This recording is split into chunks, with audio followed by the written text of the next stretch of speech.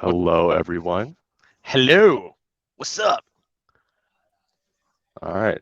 So we're here to talk about Shark or Mark, applying pro gambling strategies to sales management. Very excited. But first, we're going to give folks just a few minutes to join. And so while we wait, let's do a quick icebreaker. Since our topic is related to gambling, I want to ask, what's your favorite card game to play? I'll start. I'm not a big gambler. I'm a big card game player. I love Uno Flip. Sean, what's your favorite card game? I mean, growing up, World Series of Poker being on like ESPN all the time, and then me and all of my baseball buddies were all like 12, 13 years old. We'd have like Yeah. sleepovers and stuff and play Texas Hold'em till like 3 in the morning on like tournament weekends. Just shouldn't be doing that, but we were just so hooked on it. It was so fun. Great memories. So you've been a degenerate gambler for a long time. Yeah, but then I was only betting Yeah. like $5. Yeah, you still only bet $5 in case Sean's mom is listening. Yeah. I think I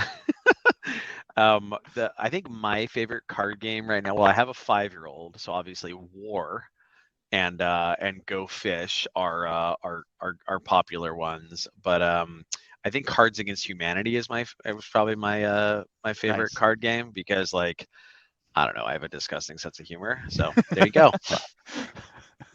Lovely. Love to hear it. Awesome. Awesome. Looks like we got a few more folks in here, so why don't we go ahead and get started? All right. Today we're here to talk about Shark or Mark applying pro gambling strategies to sales management with our awesome speakers. So excited to talk about this amazing content and takeaways that you all will get out of this event. Give a little time for the slides to load in. All right, so today's event is brought to you by the team here at MSP.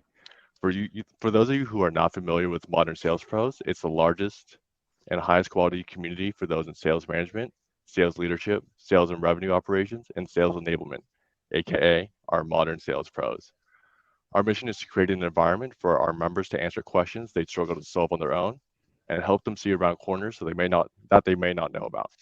We do that through live sessions like this, an online forum, and our quarterly summits. And we're currently starting to get back into in-person events. If you're not already a member of MSP, you'll be invited to join after this event. So if you like this content today, you'll love our 3-day Revenue Excellence Summit that we held last week. We pulled together 24 events of amazing content and speakers. You'll hear from CEO of Zoom Info, Gainsight, Cowboy Ventures, and Winning by Design, as well as sales leaders at Lattice, Pendo, Outreach, Atrium, and more. There will be a link to the recording dropped in the chat. You'll want to catch up on the event of the year, that's for sure. Love it. Love it. That was so fun. Oh, yeah. There will be let me go over some housekeeping notes. So first, this event is being recorded. You'll be able to access this recording and key takeaways on the previous events page of the MSP website. Second, if you have any questions for our panelists, please do use the Q&A function, and we'll be sure to get to them during the event. All right, let's kick things off. Today's session, it wouldn't be possible without the sponsorship from the team at Atrium. Now I'm going to hand things off over to Pete Kazanji, co-founder and CRO at Atrium, to say a few words about Atrium. Here you go, Pete. Sure. Thanks, Elliot. Mustache looking strong.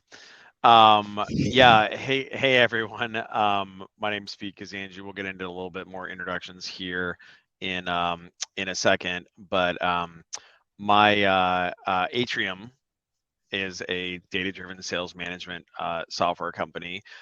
We make software that helps sales managers, leaders, and reps use data to improve the performance of their teams. And one of the things that's really cool about Atrium is that it's just super easy to set up. It takes about 5 minutes to sign up with your read-only connection to your CRM.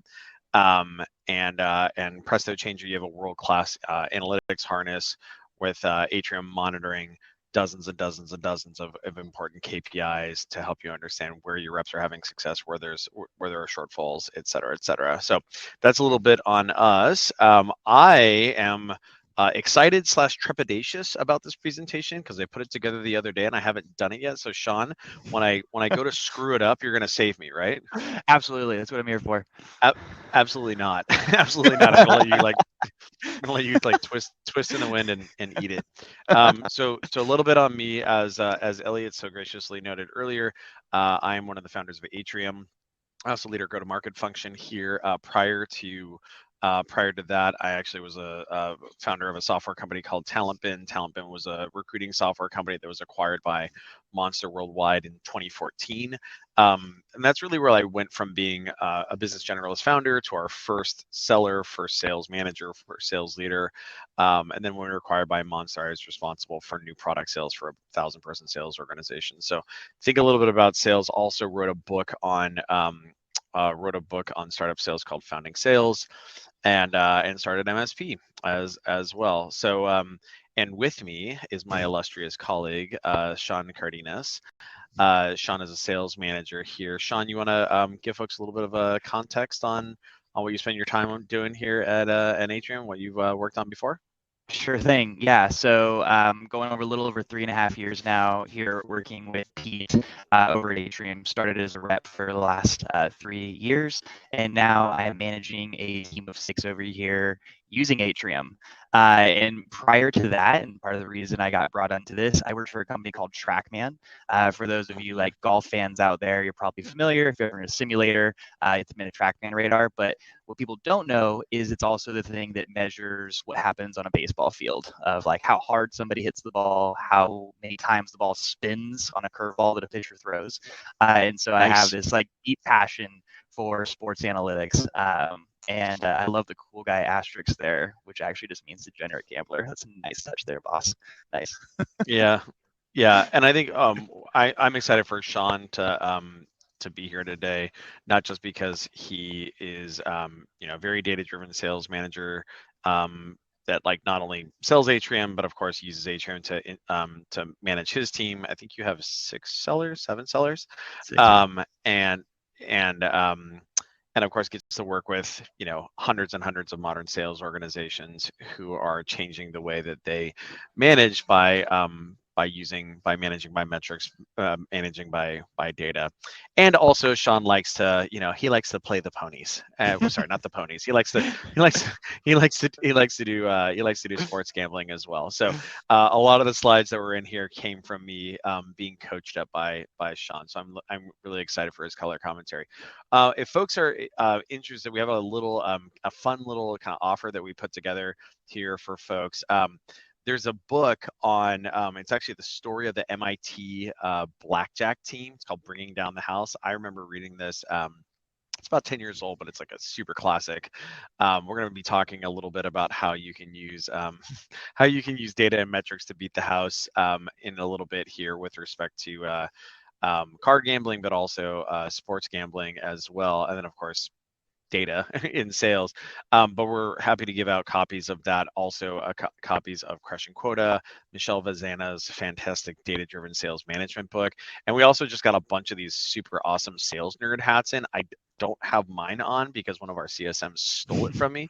I have my Make It Rain hat on instead, but we're going to go ahead and drop the link first to sign up for that here in a second if you're interested in grabbing a pack that has those, and we'll get that out to you. Cool. So like the things that we're going to be talking about here today is kind of this. We're going to kind of like a couple lessons from the gambling world around data-driven blackjack and data-driven sports betting before getting into data-driven sales management and kind of talking about some real examples there. But I think the most important thing, the thing that I would hope that people would kind of grok here early on, is that chumps go with their gut, but pros use data, right? Pros are the way that you get an edge in gambling, the way that you get an edge in sales management is by using data, by managing by metric, and we're going to see that how that's the case in a couple examples here. But but ultimately, the folks who are successful are the ones who are looking for an edge, who are using every resource that's available to them, and not the ones who are shooting from the hip and acting as cash donors. Sean, this looked like a really unhappy bachelor party that you were at here in I was going to Vegas. ask She how was a red. Elliot found that photo. Yeah, that's kind of messed up. Nice. And I think the thing that's kind of consistent across across gambling but also with sales is that pros, they watch the data, they know the odds, they're using everything to their advantage, they're analytical and they're calm, whereas amateurs are winging it, they're trusting their gut, they're emotional on how they react to things, and they're on the back foot, right? They're reactive. And the first kind of example that we're going to talk about here is how you can use math to beat the odds in blackjack. So this is the example I'm going to kind of use here is chronicled in that Bringing Down the House book, which is really fun. It's also in the movie 21. I can't remember when that came out, but obviously a long time ago. But the upshot here is that one thing that's interesting about blackjack is that blackjack is the most deterministic game in in Vegas. And specifically what that means is like there's a defined way that you should play blackjack. I think it's called basic strategy. And so playing flawless blackjack actually isn't that hard, right? Like all you have to remember is like what your total is and then what the dealer's up card is. And like it's deterministic if you should stand or you should double down or if you should hit. And so playing this right here, this flawless blackjack, it gets you really, really, really close to being as good as the house, but not all the way. The house still has about a 1% advantage right there. And so what we're going to talk about is how you can actually increase your advantage and have an advantage over the house. Because even if you do everything perfectly, the house is still going to have an advantage over you. Except you can also use math to actually beat the odds. And so we're going to kind of take you through how that works, and how a group of people use this information to their advantage. So specifically, counting cards uses what's called a high-low system, where when each card type has a value associated with it, right? Where there's the small cards 2, 3, 4, 5, 6. Those all have a value of 1. 7, 8, 9, they have a value of 0, and then tens have a value of -1, right? And the reason why this is important is because as cards play out of a deck or a series of decks, what ends up happening is that the cards that are left in the deck, it has implications for what's left in the deck. So as an example here, once we have assigned these values to these cards, then we start counting. And so you can see right here, you've got this one right here would be a +1, and then this is a -1 right here. And so as a result, that's a 0. Right, you can see that we've got a -1 and a -1. That's a -2 right there. You can see that we've got a 0 in the form of the 7, and we've got a +1 in the form of 3. So then we've got a dealer up card here that is a 6, so that's a +1, right? And so what the player does is they're keeping track of this count. And the reason why they're keeping track of this count, and by extension, what is left in the deck, is because that has really substantial implications for what's going to happen for the dealer. And the reason why is because in blackjack, as a player, I get to make decisions about whether or not I'm going to hit. The dealer does not. The dealer does not get to make decisions as to whether or not they're going to hit. I forget what the I think it's under 16, or if it's up to 16, the dealer has to hit. Yes, that's right? correct. Thanks, Yeah. Sean. Thank you, Degenerate Gambler. I appreciate it. And so the implication here is if a lot of the small cards have exited the deck, right? The count would be very high, which then makes it such that there's a bunch of tens and face cards in there, which will make the dealer bust, right? So what you want is you want a deck that is just filthy with face cards. So as a result, if you're now paying attention, if you're counting that up, and as the deck count gets higher and higher and higher, it's not always going to get higher because the cards are going to come out in kind of like random assortment. But as the count gets higher, your advantage goes up, right? So you as the player, your advantage goes up because it's more probable that the dealer is going to bust. And then moreover, what you can do is as your advantage goes up, if you bet more, now what you can do is you can you're more likely to like make more money while those bets, like when those bets hit. Cool. So that's how card counting works in blackjack. There's a problem though. We want to change our bets, right? When Sean sees a deck that is like filthy with face cards, he's like, all right, man, I'm gonna go from betting 25 cents a hand, right? Because those are the tables you play at, right, Sean? Those are the tables, correct? Yeah. Right. So he's gonna go from 25 cents and he's gonna say, hey, you know what? I'm gonna bet $5. But a more crystalline example here is like maybe we're betting 10, right? And then when the count goes a lot higher, I might bring that up to I might 10x that, right? I might jump that up to 100, play $100 a hand. Problem is, they're going to see us do that, right? And so if they see us do that, they're going to say, uh-oh, this guy is counting cards. And Sean, do they like it when we count cards? No, if you've watched the movie 21, you can see they don't really like that. They don't like that. So what they're going to do is they're going to kick us out, right? So and unfortunately that kind of like chews up all the value that we've created in counting those cards. But what if we can show up at a table that's hot, right? What if we can show up at a table that has a high count? What can we do about that? Well, this is exactly what the MIT blackjack team did.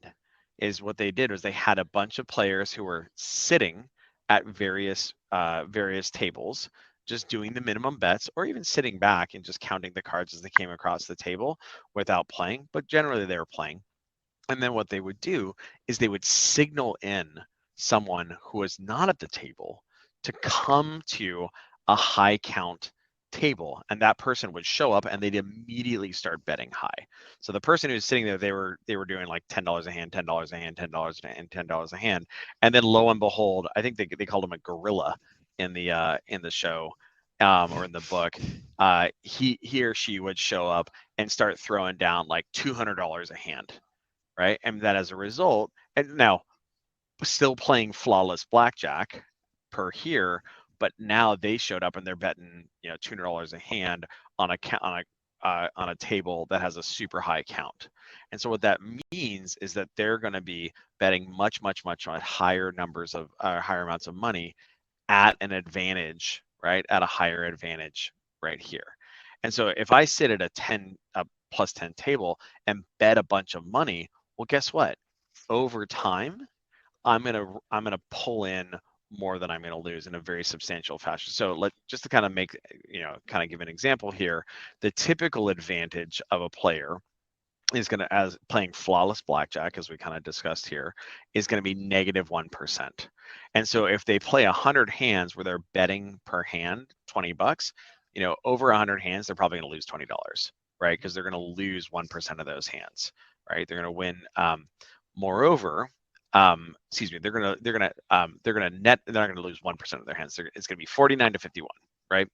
On the flip side, though, if as the count goes up, and they keep and they have a higher advantage, now if they are able to vary their bet, and of course they're not actually varying the bet, they're like the gorilla is coming in and throwing down more money on a per hand basis. Well, all of a sudden, right? All of a sudden, now our rake goes way up here. So in this case, if we can show up to a hot table and start betting, a couple $1,000s a hand, we stand to make a lot of money on that, right?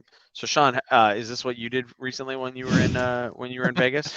No, not exactly. I this is like so fun to kind of like talk about this, and will relate it to sales a little bit later on, but like the basic strategy that Pete mentioned at the beginning, like I go with my buddies, hey, let's go review this, because at the end of the day, this is now like a team sport, and everyone at the table, you want to be following the Sure. same thing. You don't want to be the clown at the table that's going off of gut, and you're the last person to ask for cards, and all of a sudden you take all of the dealer's bust cards, right? And so by using things like basic strategy, you avoid that. And we're going to talk a little bit later how that rolls into sales, but using data and using the most information possible is kind of how you make friends. And you make sure that you're not only being advantageous for yourself, but the people to your left and to your right. Oh man, that's a really good point. I hadn't thought about that. Like if you're a player at a blackjack table and you're taking that 10 or jack or whatever, that would have been the card that busts the dealer, but because you're, a clown and not following basic strategy, you just ate that bust card, Yep. and now, the Dealer dealer would flips have busted it. 21. The dealer would have busted, except your goofball, like your goofy player goes and trips over it, and Yeah. and now all of a sudden everyone's pissed. Wow. And then you have to reimburse everyone for their lost hands, right? That's how that works. Exactly. That's how that works. Right. Yep. Okay, cool. All right. So now let's talk a little bit. So we're talking about cards. Now we're going to talk about sports. And of course, we have to open this section with the patron saint of sports gambling, Pete Rose, here. But one of the things that's happened in sports is that as data has revolutionized sports, and one of the things that another masterclass that I really enjoy presenting, and I don't know if Sean's been on this. I think actually one of our another degenerate baseball player account executives, Max, is my wingman on that one often. Data has revolutionized sports, and of course, like the gamblers are going to use that data in order to pursue their advantage as much as possible. And so what we're going to do is we're going to talk a little bit about how that goes down with respect to sports betting through the lens of baseball here. So, there was Sean, was there a game between the New York Yankees and the Houston Astros last night? Unfortunately, yes, there was. Unfortunately, oh no spoiler alerts. These are screenshots from yesterday, right? From before this game. And so there's a site called OddsShark that not only has like odds and things like that, but it also has a lot of other data that can help bettors and gamblers use information to their advantage while making decisions about how they want to bet. And so last night, this was the predicted score. So the hypothesis, the consensus hypothesis, was that the Houston Astros were going to score 4.4 runs, and the New York Yankees were going to score 3.8 runs there. So we're going to kind of go through how, and OddsSharks is a great example of this, how they like structure the data to help you make those judgments. So first, when you're looking at a matchup and trying to make a judgment, you have to look at how teams have performed on average historically. And actually, OddsShark makes it really easy for you kind of see this. So what's really fascinating here, and I forget what time period this is over. I think it's an aggregate. This season. This is not. Yeah, it's not matchup based. Yeah, it's this season. Yeah. So the Yeah, interesting thing here is that the Yanks, they have a tendency to score more, right? They score nearly 5 runs a game there, versus the Astros, the cheaters as we like to call them. And so the thing here is like, okay, so if we looked at this, we might say like, okay, well, all things being equal, Yanks are a lock, right? Like they should win. Well, not exactly, right? Because then what we have to do is we have to look at how the teams have done against each other. That's kind of fascinating. And so what we can do there is we can say, hey, in the last 10 games here, right, how has that worked out? The Yankees normally score 4.95 runs, but against the Astros, they score 3.4 runs in the last 10 games. Right. So what you can kind of see here is you can see that Houston has a little bit of ownage on the Yankees here, where they score 3.5 runs versus the Yanks 3.4. They get 6.6 hits versus the Yankees 5.9. Now the other thing that's super fascinating as well is that they typically going against Vegas, and actually this should be on the other slide here. I'll fix it later.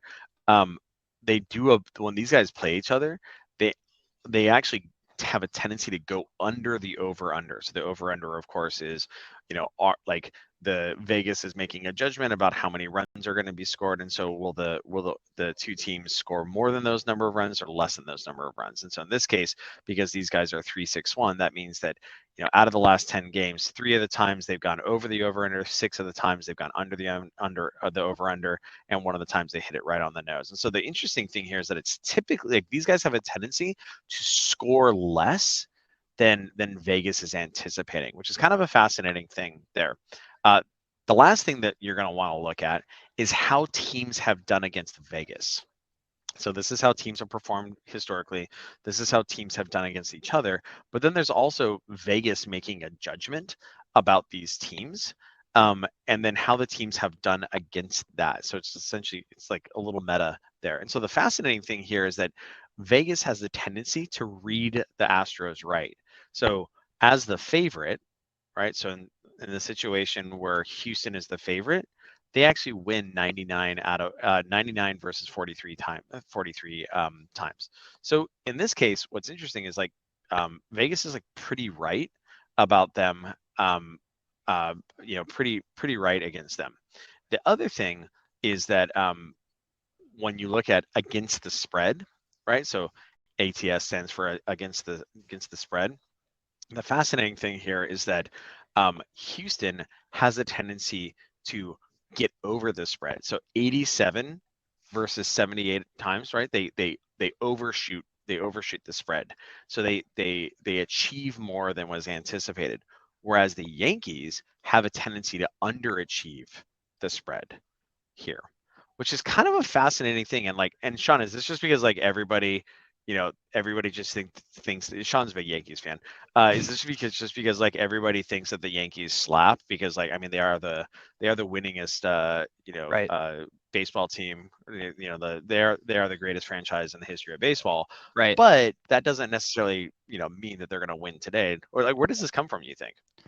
I think it comes from people going on a gut reaction, right? The Yankees' nickname is the Bronx Bombers, and so the spread here is an indicator that the Yankees are going to win by X amount of runs in a game, and so everyone's like, the Bronx Bombers, sure, they're going to cover that, but that's just going off of gut versus actually going into like what you just did on slide 13 there of like or slide 22, the matchup and like what actually happens there.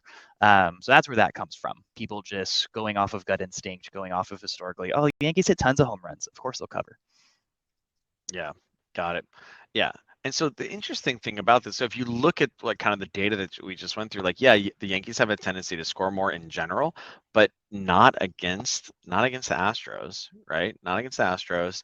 And then moreover, Vegas has a tendency to underestimate the Astros and overestimate the Yankees. Well, the interesting thing there is that kind of might point in the direction, like if Vegas thinks that the Astros are probably gonna win, we might want to give that more credence there. The last thing that we're going to look at here is also look at how the pitchers have done against the other players, right? Because it's not just about the team here. Obviously, the pitcher is a really important kind of component of that. And so last night it was Jameson. How do you say this? Taillon. Taillon was going head to head with Justin Verlander. And so the fascinating thing here is if you look at Taillon's stats, and importantly what this is this isn't just his career against the Astros. It's all the people who are on the Astros roster right now. Like maybe a year ago they were on the Dodgers, maybe 2 years ago they were on the Red Sox. And so it's actually pretty fascinating, right? And like you can imagine the amount of like number crunching that has to happen under the covers in order to get to these stats right here. But the fascinating thing about this is like poor Jameson here does not do very well against the folks who are on the Astros that are currently on the Astros roster. He has a 15% strikeout percentage there. He's got an on base percentage like of 411, so that means that like that's a pretty good on base percentage. Yeah, right? that's So not great. he's definitely like letting a lot of these guys onto the base pass, and they're hitting 320 against him. Now, if you look at Justin Verlander, it's kind of the opposite, right? Like he's striking out 30% of the the roster, the current Yankees roster. He's holding them to a 250 on base percentage, which is like, it's pretty bad. And then he's definitely owning them from a batting average standpoint here. And so if looking at this, it's like, oh goodness gracious, right? Like, so what we've got right now is a situation where yes, the Yankees traditionally score more runs than folks, but head to head, Houston kind of dominates them. And then moreover, Vegas reads the Astros right and has a tendency to overestimate the Yanks. And the matchup is such that Justin Verlander has like a history of kind of beating up on the current Yankees. And it's not just that Justin Verlander has a tendency to beat up on the current Yankees. It's that Justin Verlander has a tendency to beat up on the Yankees, and Jameson has a tendency to kind of get beat up on by the current Astros. Man, that kind of indicates to us that like it kind of feels like Houston's a lock. And so what was fascinating is that that's why Vegas said and the money says that Houston was probably a lock there, and you can kind of see that in the money line consensus here. And of course, like Vegas consistently predicted that. So and so that's how pro gamblers would look at these different stats in order to help them align a judgment against what Vegas had to say there. And so, drum roll please. What actually happened was the Astros won. Right? And so what's fascinating here, actually, I think what's super cool here was the Astros won, right? They scored what they scored what they were expected to score. The Yankees underscored what they were expected to score. Why is it that they underscored what they were expected to score? Well, probably had something to do with the fact that the pitcher who they were going up against had a lot of ownage on them. But then also historically, the Yankees, they have a tendency to underperform from a scoring standpoint, just in general, from a prediction, right? From the spread. Sean, were there other kind of comments on how the game turned out, aside from the fact that it makes you sad? I think Verlander at one point struck out 8 straight Yankee batters. So that was super fun to watch with the rest of the go-to-market team last night. And yeah, I mean, I told you going into the game we were going to watch it, and I was like, I'm not putting any money because I'm way too much of a fan. And my gut reaction was like, oh, Yankees just won the last game. They're all like stoked. They're excited. They're going to roll into that momentum. And because I feel that way, because I'm a huge fan, I don't bet on the Yankees because I avoid the numbers that I just saw for the Astros. So yeah, it was unfortunate. It was not fun to watch Vegas and all the numbers be accurate. Yeah, that's actually really fascinating, because I think we see this with like some of our customers some of the times where like, like sales is hard, right? And so people don't necessarily like, they don't want to see, like, I'm not trying to see numbers that like that tell me a bad story, Right. right? I'm not trying to see that this rep's win rate isn't where I want it to be. I'm not trying to see that our forecast isn't where I want it to be. But if you don't do that, what's the implication, right? Like, the Yankees still lose. Right? Like, Exactly. guess what? Like, that rep is still going to underachieve. Where like you can put your head in the sand, you can ostrich it up, and it's still not going to be like it's like custom prospect don't care. Prospect don't care Yeah. if you put your fingers in your ears and you go la la la la la la la, right? Like, that's why like looking at the numbers and managing my metric is so important there. So hopefully that was kind of fun for folks to look at there. So what the heck does this have to do with sales?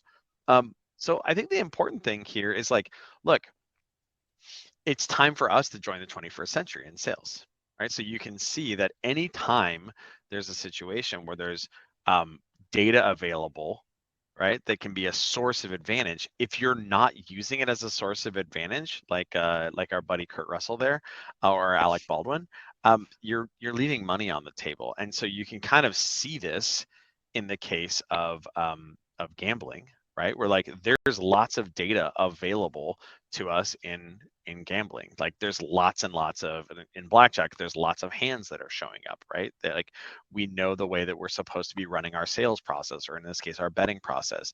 In baseball, there's lots of data that's available to help us make judgments about the teams that are that are playing each other. And the same is true in sales, right? There's lots of data that is available to help us make judgments about our reps and how they're doing, whether those are input metrics, like for SDRs, that could be activity metrics. For AEs, it might be opportunity metrics, but also activity metrics as well, like customer facing meetings and what have you. Also output metrics like bookings and wins, but also and forecasting information, but also efficiency and quality information as well. So like a lot of these things, like making a judgment about an AE based on their win rate or their opportunity stage conversion rates is not dissimilar than making a judgment about how a game is going to sort out based on the batting average of of an opposing team against a pitcher that's coming up. Sean, what are some of the metrics that you like to particularly focus on with your account executive team when you're using data to manage? Yeah, so I mean, some of the things for me is seeing how efficiently they are progressing deals through a funnel, right? I don't need like the play-by-play of what happened on a call every time, but if I can see consistently over the course of an entire pipeline, everything is always progressing, kind of like a river, right? Everything is just flowing, and more things are going down funnel for us or downstream. It's like, wow, I am consistently going to have a good chance of this rep actually like closing a fair business. So that's something that I always look at. And then I look at like some behavioral things, cadences of number of meetings that are happening, how many times we get responses from other folks. That means they're probably an advocate or a champion. They're messaging us a ton. So it's those kind of behavioral things I look at to assess like how healthy a rep is while doing their job. Nice, love it. Excellent. Yeah, and a little plug for us. I mean, this is literally what we think about all the time. Like we focus on helping sales managers, leaders, and reps use metrics to improve team performance. One of the reasons why we focus in particular on sales managers is because they're the ones that are closest to the metal, helping those AEs, helping those SDR managers. Helping those SDRs, helping those account managers or customer success managers, be the best that they can be. And the problem, of course, is that great sales management is really hard. I don't think that anybody really needs encouragement to do deal inspection and kind of like deal strategizing. A lot of, most sales managers come from an AE background, but it turns out that there's lots of other things that you need to be doing as as an effective sales manager. And that means doing things like tracking progress on goals, bringing data into your one-on-ones, monitoring the effective ramp of reps, during the very critical time of ramp, and then also using data to identify issues, and jump on them, and then standardize the success of top performers. And so these are the things that sales managers should be spending their time doing. The challenge, of course, is that the most organizations don't really do them too many favors when it comes to enabling them to manage by metric. And so it's kind of two main things there. One is that like manager enablement isn't really done as heavily as like rep enablement. I understand, right? Like it's you want to make sure if you have your enablement resources, you want to make sure that you're using them to have your reps be effective, have effective disco questions, following relevant pitches, et cetera, objection handling. But managers are really high leverage ways of improving across the entire team. The second really big thing is that we try to enable managers to manage by metric using like old school analytics, like horizontal tooling that to help them to essentially bludgeon them into death by dashboard. And so what ends up happening is that like I think a lot of times people are really managers like tune out on this. And so what managers do instead is they just kind of like they revert back to they revert back to this, right? Like they're just doing deal inspection. Tell me about the deal story time, pipeline story time, et cetera. And of course, we know how that turns out. And so what our claim is that there's a better way of doing this, and we call it data-driven sales management. And so what that is it's a world where every manager, so every AE manager, every SDR manager has every KPI available to them for the AEs, SDRs, et cetera. But importantly, there's software that's monitoring it, right? Like they're not, it's not dashboard diving, right? We're not doing death by dashboard here. There's software that's monitoring every single one of those metrics in order to help you understand and say, hey, Sean, this person is pacing poorly towards their opportunity, their self-source opportunity goals for this month. Maybe you should go have a little chat. Go have a little chat with them, right? Or early warning alerting, like, hey, Sean, this rep over here, man, his win rate is really low as compared to everybody else on the team. I think you might want to get ahead of that. And then also just doing root cause analysis as well. Like, hey, Sean, this rep looks like he's tracking poorly with respect to his bookings. It's kind of because his average selling price seems to be deteriorated as compared to his peers, which seems to be being driven by like a deficit of larger ops in his pipe.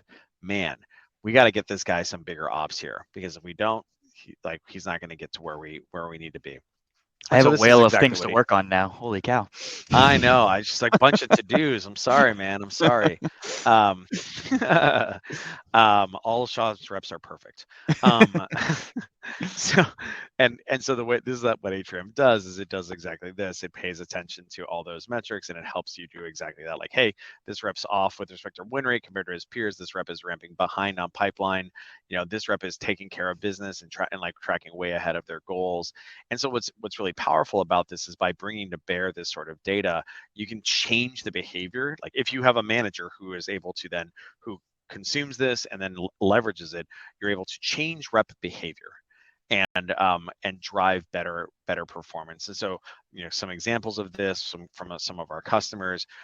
Company had like a pretty substantial untouched opportunity problem in their organization.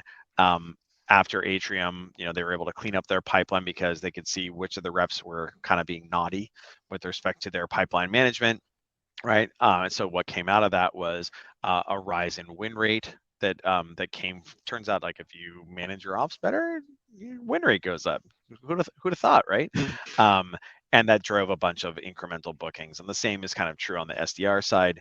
Organization was, worked with Atrium, was able to raise the activity levels in the SDR team around 50% or so, which of course, both with respect to email activity and also the unique accounts engaged, which drove a 50% rise in opportunity creation. So using data to identify issues and then change rep behavior drives better outcomes there. Sean, any kind of like stories that have popped to mind with respect to customers that you've worked with, where you've seen them like use data to beat the house, use data Yeah. to really outperform? Yeah, I can actually, I have a story of my own team. And one of my reps, it's relatively new. We have different types of Nice. coaching meetings, right? We have our pipe inspection meetings, we have our just data-driven one-on-ones, we have call coaching, and like going into every meeting, I check Atrium, and one of our newer reps, he was getting an anomaly that he multi-threads more than everyone else on the team. And I was like, you're brand new. Like, what is this about? And I started asking him these questions. And what we found out as we went into all of his deal inspection was like he was talking to people that were above power line. And you could see like in the data, he was progressing things faster stage by stage down funnel than everyone else. And that was a result of him like actually doing the multi-threading. So it was like, wow, this is amazing. So now this is a new benchmark for me, because it's like, hey, you see what this particular rep is doing by multi-threading a lot. He's moving things down funnel. We all need to be doing that same thing to be efficient sellers. So regardless of the coaching conversation or the meeting type, it can always start with data and then have a good conversation then moving forward. Yeah, exactly. I think that's one of the things that we talk a lot about with our customers is like, oh, well, this information may not necessarily tell me exactly the answer. It's like, no. The point is not exactly the answer. The point is to generate a conversation about that specific thing and to narrow in on the area like where there's an issue.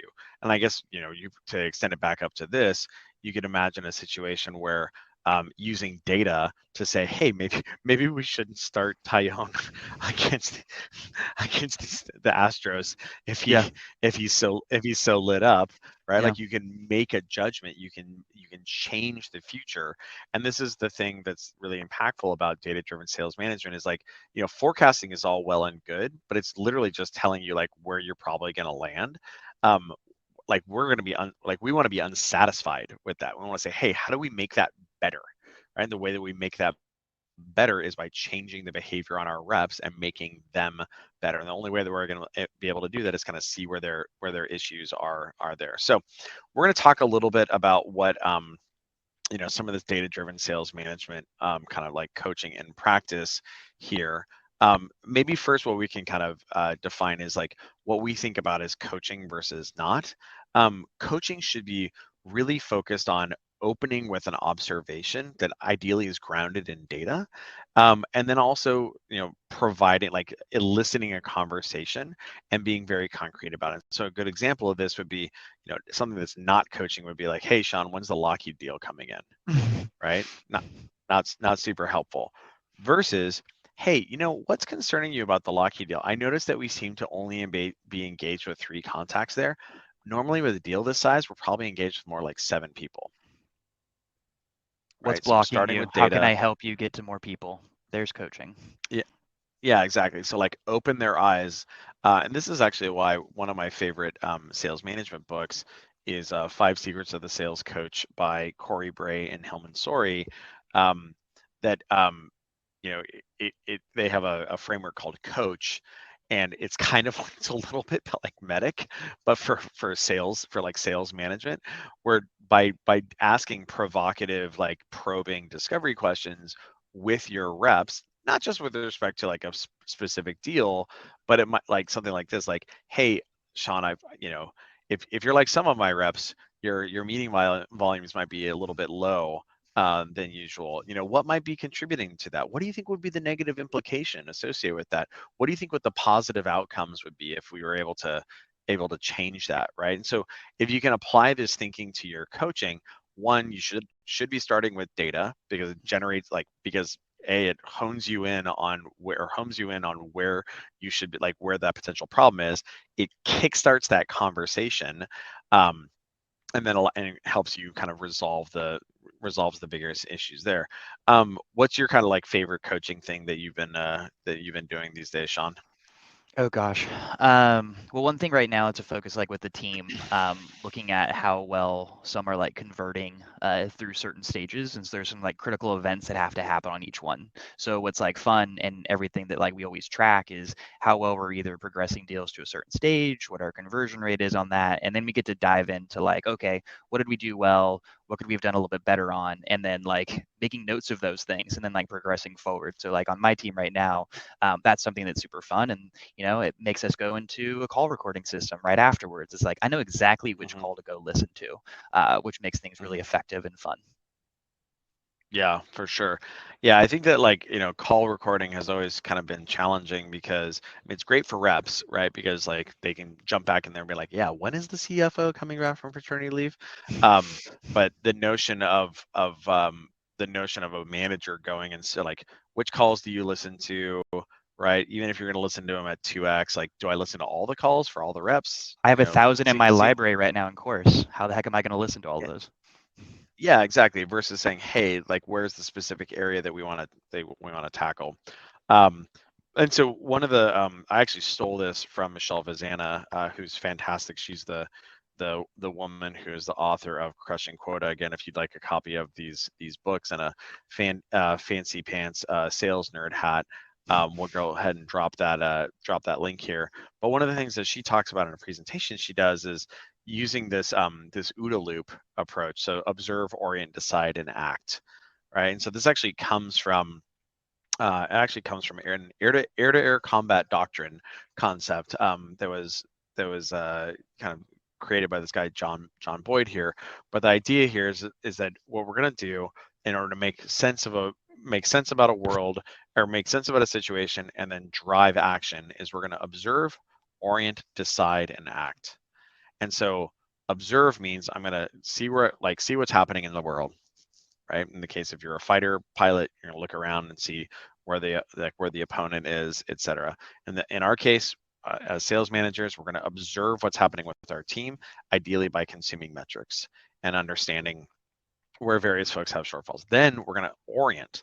We're going to interpret what's happening there in order to make a judgment, and then decide on that, and then act based on that.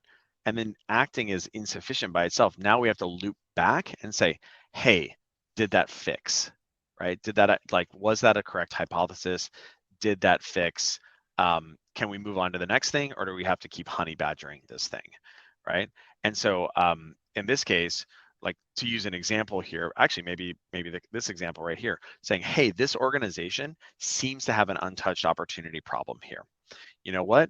We're going to say that feels like a pipeline hygiene issue. We're going to put time blocks on people's calendars in order for them to, be able to do pipe maintenance, like an hour on Tuesday morning, an hour on Thursday morning, with a hyperlink to a relevant report there. We're going to go, like, that's going to be our prescription. We're going to decide to do that. We're going to act on it. And then we're going to come back again and we're going to say, hey, did that drive down our untouched opportunities count? Oh, look, it did. It did. Wonderful. And in fact, actually win rates went up. Weird. Who would have ever thought, right? So now, great. Now we can observe what our next problem is. And this is how this is a process of continual improvement whereby we're able to get better and better and better over time. Cool. So let's go ahead and use some real world examples here. So these are actually real world examples from the Atrium AE team, which is pretty fun. So this rep right here, this is a opportunity stage conversion card. It's one of the 100 plus metrics that are in Atrium. And what this is right here is this is the stages, right? Meaning pending, that's a stage 0 security review, pilot, proposal, et cetera. And so and then on the y-axis here, this is a conversion rate, the proportion of opportunities that are in this stage right here that make it to the next stage. And so what you can see here with this rep in orange, you can see that his conversion rate from meeting pending, his conversion rate from proposal, and his conversion rate from contract out are pretty light as compared to some of his peers. I mean, meeting pending is like a little bit light. Proposal's a lot of bit light there, right? Like this many proposals not progressing to the next stage, and the same with contract out. That's not nothing, right? And so this was our observation, like, okay, we gotta fix this, and this would be a great example of honing in on exactly where we want to spend our time like listening to calls or maybe riding along. And so the rep had kind of issues at the top and also the bottom of the funnel there. And so what we did was we worked to improve on that behavior. This is a different card right here. This is only looking at conversion rate out of the discovery stage, but over time. And so you can see this rep right here was, like, during that time period, was struggling with respect to conversion out of discovery. Got him coached up, that jumped up substantially, not just to above not just to team average, but above team average right there. Moreover, and so what was great about this is that because they were more effective at the top of the funnel, this actually gave them way more at bats, right? So they were able to get themselves, not only did they have more first meetings, in our case we have a pilot motion because it takes about 5 minutes to turn on an Atrium account. This rep was able to get way more pilots live because he was getting out of discovery, right? So you can see this is a different KPI here. This is the state, we call this the stage reach cards. It's the number of stages for a given op that was attained. And so in this case, this rep went from around having like 3 or 4 or 5 ops getting to pilot live in a given time period on a monthly basis, up to 9, 10, 11 right there. So much more substantial there. And so what was great about that, so that was the first thing. And then moreover, down funnel, if you look at win rate from proposal, again, this is win rate from a given stage over time, you can see that his win rate here was pretty low during that time period, again, kind of correlated to this right here. And so with that coaching, right, with that directed coaching, we're able to push that win rate up, right? So the coaching happened in here, we're able to push that win rate from proposal up fairly substantially. And so this kind of like conversion rate arc went from this, where proposal was really poor, contract out was really poor, and it got up to here, where you can see that his conversion rate out of manager reviews, proposal, and contract got a lot better. And then the last thing that was really powerful about this was the fact that instead of having a leaky pipeline where a lot of those deals weren't making it into the next stages, so like opportunities were coming in, but as many opportunities that were coming in were going back out again. Now we're building real pipe, right? You can see the amount of pipe that was being generated moved up, was jumping up pretty substantially there. Sean, you've seen things like this. Any kind of comments you would make on this? So you had coaching on basic strategy for early deals to improve the odds of the rep being successful in the long run, right? Like Yep. this is all like it's broken down by the data to like just like you would in playing cards, just like you would in trying to assess like, hey, who's going to win this baseball game tonight, of just like figuring out where should I be focusing my coaching. So like this is a great story, and we see it like across the board on a lot of like first level manager teams of just like, I have so much to do, I have so much pipeline and so many opportunities, like where do I go? It's like, cool, just focus on this thing right here, which I think that was like such a Mhm. cool like real life example we had from our own Atrium sales team. Yep, for sure. And then the second real life example that we're going to do here is around ramp management. And so the important thing around ramp and like the successful ramp of a given AE is an extraordinarily important time in the in the life cycle of an account executive. And so the problem, of course, is that most organizations only they pay attention to ramp, and they declare success with respect to ramp when AEs have reached full productivity. Or if they're a little bit more advanced, maybe they do first deal based cert. The reality is that you really should be instrumenting way down here during the pipe build portion of ramp by looking at leading indicators to make sure that reps are coming into ramp appropriately. And so we're going to kind of look at a little bit of examples here. So what's fascinating with this rep right here is you can see this chicken little here. His op build looks like it's okay. So this is opportunities owned. This is a ramping view in Atrium. So one of the cool things you can do in Atrium is you can normalize everybody's start date to the same time period and see like from an apples to apples standpoint what that looks like. So you can see that this rep's opportunity ownership isn't terrible. But then if we look at their opportunities touched, right? So how many of those ops are actually being touched, different metric, that's a lot lower, right? That's out of step. So that should give us pause. And then moreover, if you look at the unique number of accounts that they're interacting with, the unique number of companies or accounts, it's actually pretty low. And then lastly, if you look at their email volume here, something's going on. This rep is really just like not at the level of activity, whether it's opportunities touched or email activity that we would expect as compared to their peers here. And so it's probably not surprising that the number of ops that they're getting to disco here is way out of step with the other rampers. And so you can kind of see that they were, ramping up here, and then it's not great here, and then it gets really bad, right? It kind of tails off here. And then moreover, it doesn't, like, solution presentation doesn't get any better, right? So this is further down funnel, doesn't really get any better here. And so we really shouldn't be all that surprised that their bookings wildly underperforms as compared to their peers. And so the thing that's kind of like fascinating about this is that this rep had 40% less wins than their peers, and also 40% less bookings in their ramping period than their peers. And we probably could have told you in month 2 and month 3 here, right? That this rep, like, that something was going on, because like they're way out of step from a leading indicator standpoint, right? And so this would be an example of intervening and being able to fix that. Now, so the kind of inside baseball for everybody who's on the call today is that it turns out that this rep was, yeah, the reason why his ramp wasn't phenomenal was because he was actually running a side hustle, um, on, maybe not on the side, maybe in the middle. What's the side hustle that's like not too much, not enough on the side? Yeah. He was running a side hustle during work hours, and so actually, there was a very substantial reason that it was like why his activity was so low. And so conveniently, this organization was able to get on top of that in month 4. Probably would have been better if they saw it in month 2 and month 3, and eventually they terminated the rep because goodness gracious, you can't have that going on. Um, but like, this is a great example of why it's so important to use data, not just and like in this ramp period, but also just in general, right? Like this would be an example of like, if you're closing your eyes, right, and sticking your fingers in your ears and saying la la la la la la, they're going to be fine. That's going to have pretty negative implications, potentially pretty negative implications for the for your organization, the success of your sales org.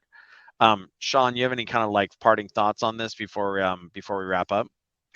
Yeah, I mean, using data, it's a new muscle, right? It's the easiest thing in the world just to go off of gut, right? We all have instincts. We all want to like rely on that. But once you start exercising the muscle a little bit more to get comfortable with like, this is data, I can use it in coaching conversations. It just makes managers more efficient. And so it's something that I learned being a manager for the first time at Yelp, managing 15 reps. I couldn't just go off of gut instinct of like, where do I go? What do I coach? What do I do? I use data to interpret like, okay, this is how I do my coaching. So I know it might sound scary, and it's like, I was never good at like numbers. I didn't do like a degree or anything that had to do with data. It's easy once you just start actually exercising it. I love it. Excellent. Well, folks, if you want to get a copy of Bringing Down the House and Crushing Quota, I highly, highly, highly recommend them. Also, we'll send you one of our handy dandy little